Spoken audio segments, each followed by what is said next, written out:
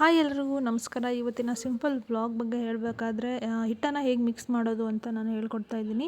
ಹಿಂದಿನ ವಿಡಿಯೋದಲ್ಲಿ ನಾವು ಕಾದಂಥ ನೀರಿಗೆ ಹಿಟ್ಟನ್ನು ಹಾಕಿ ಹೇಗೆ ಅದನ್ನು ನಾದ್ಕೊಳ್ಳೋದು ಅಂತ ತೋರಿಸಿದ್ದೆ.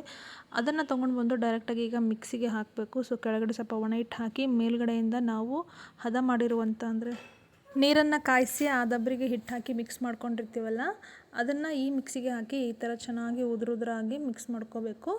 ಅದಾದಮೇಲೆ ನೆಕ್ಸ್ಟು ಮಷಿನ್ಗೆ ಹಾಕೋದು. ಮಷಿನ್ಗೆ ಹಾಕಿದಾಗ ತಕ್ಷಣ ರೊಟ್ಟಿಗಳು ಬರ್ತಾ ಇರಬೇಕು, ಅಂದರೆ ಅದು ಹಿಟ್ಟು ಚೆನ್ನಾಗಿ ನಾದಿದೆ ಅಂತ ಅರ್ಥ. ಬರಲಿಲ್ಲ ಅಂದರೆ ಮತ್ತೊಮ್ಮೆ ಹಾಕಿ ಚೆನ್ನಾಗಿ ಅದನ್ನ ಬೀಳ್ಸ್ಕೋಬೇಕು ಮಷಿನಲ್ಲಿ.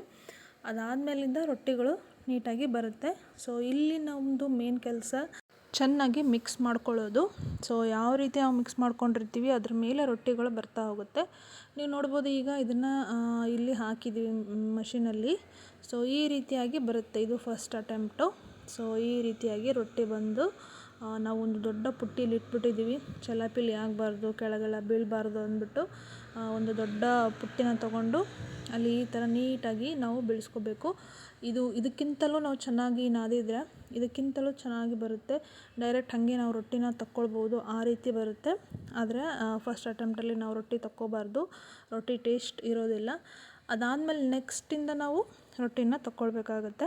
ಈ ರೀತಿ ಮಾಡೋದ್ರಿಂದ ರೊಟ್ಟಿ ಟೇಸ್ಟ್ ಆಗಿರ್ಬೋದು ಅಥವಾ ರೊಟ್ಟಿನ ಬೇಯಿಸೋದಕ್ಕಾಗಿರ್ಬೋದು, ರೊಟ್ಟಿಯ ಒಂದು ಕ್ವಾಲಿಟಿ ಮತ್ತು ಅದು ಎಷ್ಟು ದಿನ ಬಾಳಿಕೆ ಬರುತ್ತೆ ಅನ್ನೋದು ಕೂಡ ತುಂಬಾ ಮುಖ್ಯ ಆಗುತ್ತೆ ಇದರಿಂದ. ಸೊ ಅದಾದಮೇಲೆ ಸ್ವಲ್ಪ ಹೊತ್ತು ನಾವು ಹೊರಗಡೆ ಹೋಗಿ ಬರೋಣ ಅಂತೇಳಿ ಹೊರಟಿದ್ವಿ.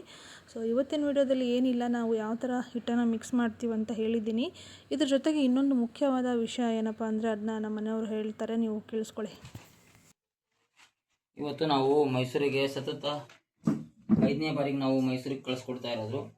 ಒಬ್ಬರೇ ಕಸ್ಟಮರ್ ತರಿಸಿರೋದ್ರಿಂದ ರೊಟ್ಟಿ ಕ್ವಾಲಿಟಿ, ರೊಟ್ಟಿ ಚೆನ್ನಾಗಿದಾವೆ ಅಂತ ಹೇಗೆ ಗೊತ್ತಾಗುತ್ತೆ ಅಂದರೆ, ಒಬ್ಬರೇ ಕಸ್ಟಮರು ಪದೇ ಪದೇ ನಮಗೆ ಆರ್ಡರ್ ಕೊಟ್ಟಾಗ ನಾವು ರೊಟ್ಟಿ ಬಗ್ಗೆ ಚೆನ್ನಾಗಿ ಅಭಿಪ್ರಾಯ ಇದೆ ಅಂತ ನಾವು ತಿಳ್ಕೊತೀವಿ. ಹಾಗೆ ಕೆಲವೊಬ್ರು ಈಗ ಮೈಸೂರಿಂದನೇ ತರಿಸ್ತಿದ್ದಾರೆ, ಮೈಸೂರಿಂದ ಕಳಿಸ್ತಿದ್ದೀವಿ, ಬೆಂಗಳೂರಿಂದ ತರಿಸ್ತಿದ್ದಾರೆ. ಬೆಂಗಳೂರಲ್ಲಿ ಪದೇ ಪದೇನೂ ಈಗ ಸತತ 9-10 ಬಾರಿ ನಾವು ಕಳಿಸ್ಕೊಟ್ಟಿದ್ದೀವಿ. 1-2-3 ಕಸ್ಟಮರು ಕೇಳಿದ್ದಾರೆ, ರೆಗ್ಯುಲರ್ ಆಗಿ ಅವರೇ ತರಿಸಿದ್ದಾರೆ. ಹಾಗಾಗಿ ನಮಗೆ ರೊಟ್ಟಿ ಮೇಲೆ ನಂಬಿಕೆ ಬಂದು ನಾವು ಬೇರೆ ಊರು ಕೂಡ ಸಪ್ಲೈ ಮಾಡುವಂಥ ಆಸಕ್ತಿನ ಹೊಂದ್ಕೊಂಡಿದ್ದೀವಿ. ನಿಮಗೂ ಏನಾದರೂ ಬೇಕಾದಲ್ಲಿ ಒಂದು ಸರಿ ತರಿಸ್ಕೊಂಡು ಟ್ರೈ ಮಾಡಿ. ನಿಮ್ಗೆ ಇಷ್ಟ ಆಗ್ತಂದರೆ ಮತ್ತೆ ನಮಗೆ ಕರೆ ಮಾಡಿ. ಥ್ಯಾಂಕ್ ಯು, ಧನ್ಯವಾದಗಳು.